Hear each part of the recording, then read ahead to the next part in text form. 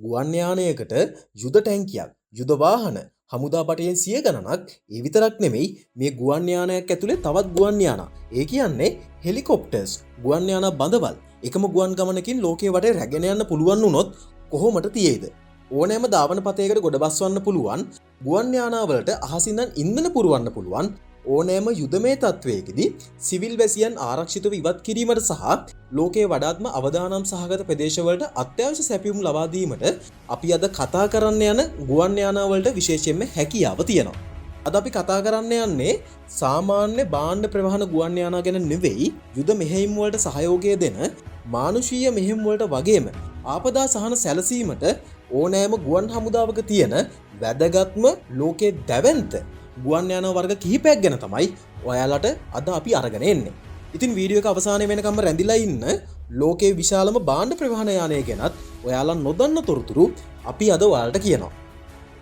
අංක 1 Xi'an Y20 චීනයේ පුරාණ ජනප්‍රවාදවල සඳහන් වෙන දැවැන්ත පක්ෂියෙකුගේ නමින්, ඒ කියන්නේ කුන්පෙන් යන අන්වර්ථ නාමයෙන් හැඳින්වෙන චීනයේ නවීන ගුවන් යානය වන Xi'an Y20 යානය ගැන තමයි අපි අද ඔයාලට මුලින්ම කියන්න යන්නේ. මේ ගුවන් යානය නිෂ්පාදනය කරන්නේ චීනයේ Xi'an Aircraft Industrial Corporation ආයතනයේ විසින්.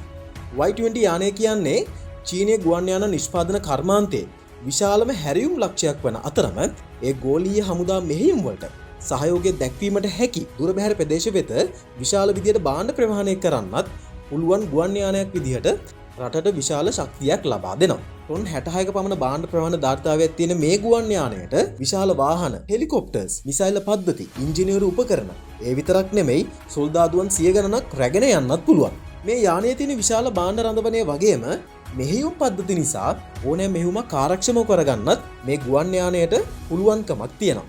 ඒ විතරක් නෙමෙයි මේ ගුවන් යානය නිර්මාණය කිරීමේදී අති නවීන 3D printing තාක්ෂණයද භාවිතා කරලා තියෙනවා. මුල් කාලයේ මේ ගුවන් යානයට භාවිතා කරේ රුසියාව නිෂ්පාදිත D30 එන්ජින් එකක් වුණත් අද වෙනකොට නවීන Y20B මාදිලි වලට සම්පූර්ණයෙන්ම චීනයේ නිෂ්පාදිත WS20 turbofan එන්ජින් 4ක් එකතු කරලා තියෙනවා. මේ නිසා ඉන්ධන කාර්යක්ෂමතාවය සහ යානයේ වේගය තවත් වැඩි කරගන්න පුළුවන් වෙලා තියෙනවා. මේ ගුවන් යානයට එකවරකට කිලෝමීටර 7800කට වඩා වැඩි දුරක් බරක් රැගෙන නොනවත්වා පියාසර කරන්න පුළුවන්. ඒ විතරක් නෙමෙයි, විහාරක ගුවන් යානාවලට ඉහළ අහසදීම ඉන්ධන පුරවන්න පුළුවන් විදිහට ගුවන් ඉන්ධන පිරවුම් ටැංකියක්ද මේ යානයට ඇතුළත් කරලා තියෙනවා. අංක 4 McDonnell Douglas KC-10 Extender විහාරක ගුවන් යානයකට වැඩි වේලාවක් පියාසර කරන්න නම් අහසේ උඩදීම ඉන්ධන ලබා දෙන්න ඕනේ. ඉතින් ලෝකයේ බලවත්ම ගුවන් හමුදාවල් වලට ඉහළ අහසේ තෙල් දෙන යෝධ තෙල් ටැංකියක් විදිහට අපිට මේ ගුවන් යානය හඳුන්වන්න පුළුවන්.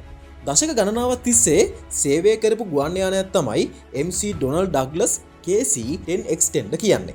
ගුවන් යාන කාර්ය මණ්ඩලය සහ රසිකයන් මේකට ආදරයට කියන්නේ Big Sexy කියලා. මේ KC Extender යානය නිර්මාණය කරේ ප්‍රසිද්ධ McDonnell Douglas සමාගම විසින්. මේක සම්පූර්ණයෙන්ම අලුතෙන් හදපු එකක් නෙවෙයි. ඔවුන්ගේ ප්‍රසිද්ධ පුළුල් බඳක් සහිත මගී ප්‍රවාහන ගුවන් යානයක් වුණ DC-10 මගී යානය පදනම් කරගෙනයි මේක හමුදා අවශ්‍යතා සඳහා විශේෂයෙන්ම නිර්මාණය වුණේ. මේ ගුවන් යානයට එන්ජින් 3ක් තියෙනවා. KC-10 යානයේ තියෙන්නේ යෝධ තෙල් ටැංකියක්ම විතරක් නෙමෙයි. මේකට එකවර වැඩ කිහිපයක් කරන්න පුළුවන් වගේම ටොන් 77ක බරක් රැගෙන ව්‍යාසර කරන්නත් පුළුවන්.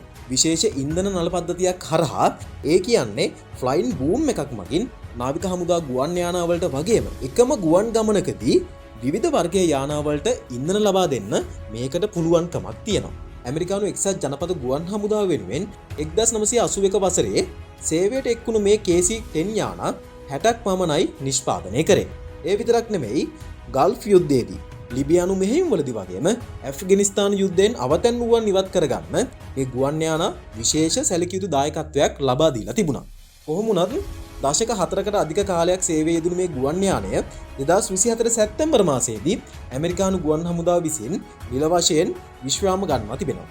අංක 3 Boeing C-17 Globemaster III යුද ටැංකි, හෙලිකොප්ටර් සහ 100 ගණන් හමුදා බටයෙන් එකවර ගුවන් යානයක් ඇතුළේ තියාගෙන ලෝකේ ඕනෑම කෙටි හරි රළු ගුවන් පතයකට පහසුවෙන්ම ගොඩ බස්වන්න පුළුවන් අසමසම යෝධයෙක් ගැන තමයි අපි දැන් ඔයාලට කියන්න යන්නේ. ඒ තමයි Boeing C-17 Globemaster III military ගුවන් යානය. ඇමරිකානු ගුවන් හමුදාවේ ප්‍රධානතම ගුවන් යානයක් විදිහට අපිට මේ ගුවන් යානය හඳුන්වලා දෙන්න පුළුවන්. මේ C-17 Global 3 ගුවන් යානය මුලින්ම මැක්ඩොනල්ඩ්ස් ඩග්ලස් සමාගම විසින් නිර්මාණය කරත් පසුව බෝයින් සමාගමට මේ යානයේ නිෂ්පාදන කටයුතු බාර දුන්නා. සාමාන්‍යයෙන් ටොන් 77ක බරක් රැගෙන ගුවන් ගත වෙන්න වගේම මෙවැනි වර්ගයේ ගුවන් යාන වලට විශාල ධාවන පතයක් අවශ්‍ය වුණත් C-17 යානයට අඩි 3000ක්. ඒ කියන්නේ තවත් විදිහකට කිව්වොත් මීටර් 1000කට අඩු ඉතා කෙටි සහ තාර නොදැමූ රළු බිම්වල වුණත් ඉතා ආරක්ෂිතව ගොඩ බෑමේ හැකියාවක් තියෙනවා. C-17 Globemaster යානය 1995 ඉඳන් අද වෙනකම් ලෝකයේ පුරා බොහෝ යුදමේ හා මානුෂීය මෙහෙයුම්වලදී අත්‍යවශ්‍යම කාර්යභාරයන් ඉටු කරලා තියෙනවා.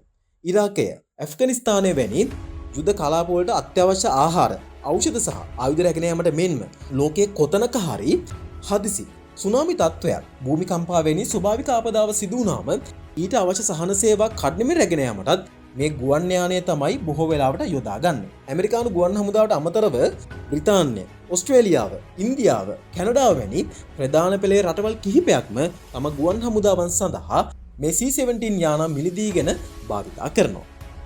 අංක 2 Lockheed Martin C5M Super Galaxy.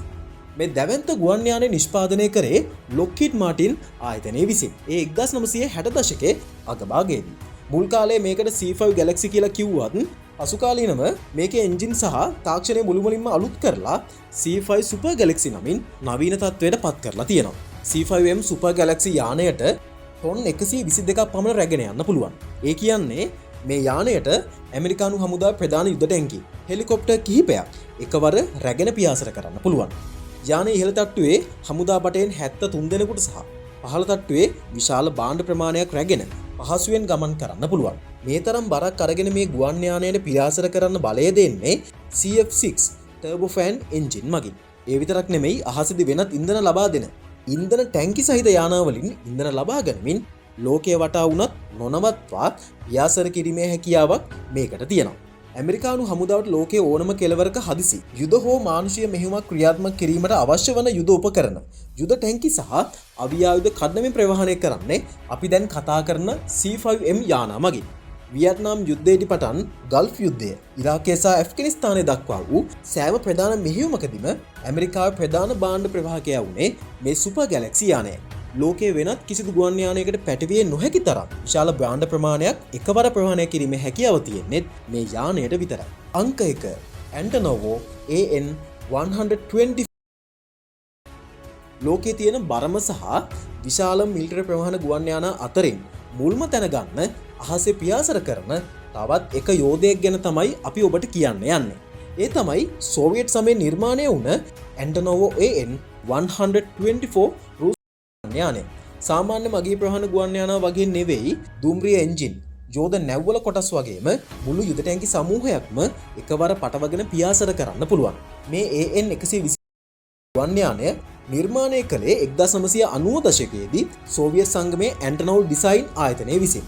NATO සංවිධානයේ මේ දැවැන්ත ගුවන් යානයට දීලා තියෙන නම තමයි කොන්ඩෝර් කියන්නේ. මේ යානයට ඕනෑම රළු සහ අමාරු ගුවන් පතයකට පහසුවෙන් ගොඩ බසින්න පුළුවන් වෙන රෝද 24කින් සමන්විත ලෑන්ඩින් ජිය පද්ධතියක් ලබා දීලා තියෙනවා. ඒ විතරක් නෙමෙයි, ටොන් 150ක් වෙනකම් රැගෙන යන්නත් මේ යානයට පුළුවන්. ඒ කියන්නේ හමුදා සන්නද්ධ වාහන, හෙලිකොප්ටර් කිහිපයක් සහ දැවැන්ත ප්‍රමාණයේ යුද උපකරණ එකවර රැගෙන යන්න පුළුවන්. යානයේ ඉදිරිපස් දොරත් වගේම පසුපස දොරත් සම්පූර්ණයෙන්ම ඉහළට විවෘත වෙන නිසා වාහන එක පැත්තකින් ඇතුළු කරන්නත් අනෙක් පැත්තෙන් පහසුවෙන්ම එළියට ගන්නත් හැකියාව තියෙනවා. රුසියානු හමුදා මෙහෙයුම් සඳහා විතරක් නෙමෙයි, ලෝකයේ අනෙකුත් වාණිජමය සහ මානුෂීය මෙහෙයුම් සඳහාත් මේ ගුවන් යාන නිතර යොදා ගන්න ලබනවා. ඉතින් මේ තමයි අපි අද කතා කරපු ලෝකයේ හමුදාවන් භාවිතා කරන දැවැන්ත භාණ්ඩ ප්‍රවාහන ගුවන් යාන. මේ වගේ යානා තවත් කිහිපයක්ම තියෙනවා. ඒ ගැන අපි ඉදිරි වීඩියෝ එකකින් කතා කරමු. මේ වීඩියෝ එක හොඳයි කියලා හිතනවා නම් තවත් කෙනෙකුට බලන්න ෂෙයා කරන්න. ඒ වගේම ඔයා තාමත් අපේ YouTube නාලිකාව සමග එකතු වෙලා නැත්නම් subscribe කරලා එකතු වෙන්න. ඒ මතක් කිරීමත් එක්ක අදට අපි ඔබගෙන් සමු ගන්නවා. නැවතත් මේ වගේම අලුත් වීඩියෝ එකකින් හමු වෙමු. ගිහින් එන්නම්. ඔබට සුබ දවසක්.